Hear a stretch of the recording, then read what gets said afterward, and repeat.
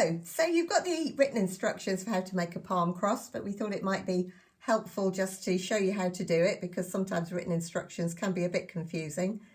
But first of all, just to show you what we're aiming for. It's a little bit smaller than your traditional palm cross, but we think it'll work just as well. So that's what we're aiming for, and this is how we do it. So we need a strip of paper. I've used a strip off the side of a piece of A4, and it's about 1/2 inch wide or just over 1 centimetre. And I find it also helps to know which is the front and which is the back. So this is obviously the front and this is the back. I've actually used an offcut from a prototype of one of the pew slips, so it's got some text on it, but you might want to just put a bit of a squiggle down the back so that you can tell which is the front and which is the back. And on your written instructions, the back is the side that's shaded on the instructions, so you can tell what's the front and what's the back. So if you're ready, here we go. The first thing we're going to do is to fold this end upwards at right angles, so we make something that looks a bit like a back to front L, like that. Okay. Now the next thing we're going to do is to take this top end here, and we're going to fold it along there so that it's pointing downwards. And then we're going to complete the loop by turning it upwards like that.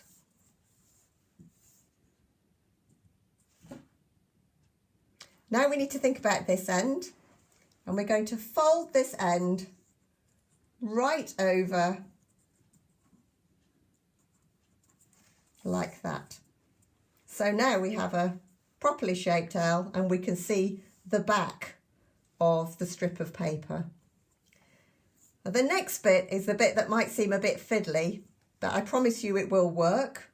We need to pick this up here, and we're going to fold this end round the back and through the little slot which you've made at the back just there. If you see, and we're going to pull that right through.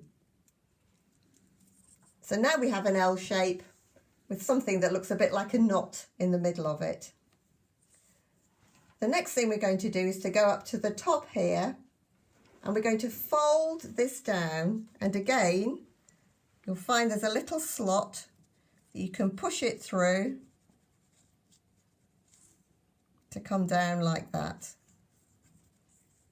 Then we level that off, and we've now got the upright of the cross. We're now going to take this end, pick it up, and again fold this through the little slot at the back. So that's one arm of the cross. And then finally take this end and just fold this back and underneath, and you might want to just adjust the relative lengths so that you get evenly balanced cross piece. And there we are, one palm cross. If you're bothered about a little mark on the middle, because that bit is the back of it, you can always rub that out.